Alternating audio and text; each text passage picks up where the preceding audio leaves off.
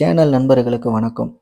இன்னைக்கு பார்த்தீங்கன்னா, ரொம்ப மோசமான, சோகமான நாளுன்னு தான் சொல்லுவேன். ஏன்னா, நம்மளோட ரோசி நம்மள விட்டு போன நாள் இன்னைக்கு தான். கிட்டத்தட்ட அவ இறந்து பார்த்தீங்கன்னா 2 வருஷம் ஆயிடுச்சு. இன்னமும் பார்த்தீங்க அப்படின்னா, அவளோட நினைவுகள் மனசு ஃபுல்லா ஓடிக்கிட்டு தான் இருக்கு.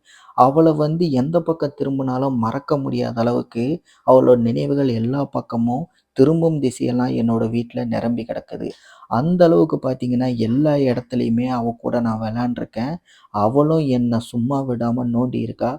அந்த அளவுக்கு அவளோட மெமரீஸ் நினைவுகள் என்னோட வீட்ட சுத்தி எல்லா இடத்துலயுமே இருக்கு.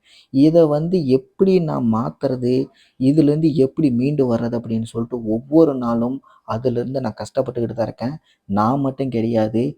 என்னோட அப்பாவா இருக்கட்டும், என்னோட அக்கா தங்கச்சியா இருக்கட்டும், அக்கா பசங்களா இருக்கட்டும், தங்கச்சி குழந்தைங்களா இருக்கட்டும். ஏன்னா என்னோட அக்கா பசங்களையும் சரி, தங்கச்சி பசங்களையும் சரி, அவைங்க பக்கத்திலேயே நெருங்கவே விடாது. அந்த அளவுக்கு அவைங்களலாம் பாசமா பார்த்துக்கும். அந்த அளவுக்கு கொஞ்சும். ஆனா நெறைய பேரு பார்த்தீங்க அப்படின்னா, குழந்தைகள தாக்குது அப்படின்னு சொல்லிட்டு பல இடங்கள்ல வீடியோஸ் வந்திருக்கு. உண்மையிலேயே அது வேதனையான விஷயம் தான். ஆனா, அந்த சம்பவங்கள் நடக்க எல்லாத்துக்குமே மிக முக்கியமான காரணம், அந்த ஓனர்கள் சரியா வளர்க்காதது தான் அப்படிம்பேன்.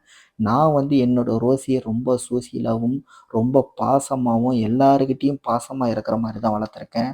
அதனாலேயே என்னமோ, அந்த பாசமே பார்த்தீங்க அப்படின்னா, அவளுக்கு ஒரு மிகப்பெரிய துரோகத்தை ஏற்படுத்தி, அவளுக்கு விஷம் வச்சு கொல்ற அளவுக்கு கொண்டு நிறுத்திருச்சு. அது மூலியமா தான் பார்த்தீங்கன்னா, நம்மளோட ரோசியவும் கொன்னுட்டாங்க. எனக்கு இதிலேருந்து மீண்டு வரவே முடியல. எந்த அதாவது எத்தனை ஜென்மம் எடுத்தாலும், நமக்கு சில உறவுகளும், சில பாசங்களும் நிலையானதா இருக்கும். மீண்டும் கிடைக்காததா இருக்கும் அப்படின்னு சொல்லுவோம்ல. அந்த மாரி இவளோட நினைவுகளும், இவளோட பாசமும் பார்த்தீங்கன்னா, எத்தனை ஜென்மம் எடுத்தாலும் எனக்கு எங்கேருந்தும் கிடைக்காது. அதே மாரி இவள மாரி ஒரு பொண்ண எங்கேயுமே என்னால பார்க்கவும் முடியாது அப்படிங்கிறது தான் உண்மை.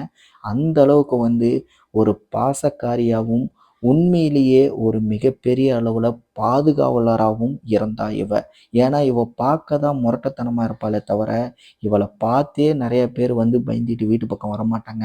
அப்படி எல்லாருக்குமே தெரிஞ்ச ஒரு மந்திர சொல் என்ன அப்படின்னா, ரோசின்னு யாராவது ஒருத்தர் இவ பேர தெரிஞ்சுக்கிட்டு சொல்லிட்டாங்க அப்படின்னா, அவைங்களுடைய அந்த மாற்று விதமான எண்ணத்தையே டோட்டலா இவ மாத்தி காட்டிருவா. ஏன்னா, அடுத்த செகண்ட் அவங்களோட மடியில உட்காந்து, அவைங்க மூஞ்சி ஃபுல்லா, உடம்பு ஃபுல்லா நக்கி, அந்த நபர்கள கொஞ்சியே ஒரு வழி பண்ணிருவா. அந்த அளவுக்கு ஒரு மிகப்பெரிய பாசக்காரியா தான் நான் வளர்த்துருக்கேன். இவள மொரட்ட நாயி, இவள பார்க்கறதுக்கே பயமா இருக்குன்னு சொன்ன நபர்கள் கூட, இந்த அளவுக்கு இவ இருப்பாளா? அப்படிங்கிறது எனக்கே ஆச்சரியமா இருக்கு.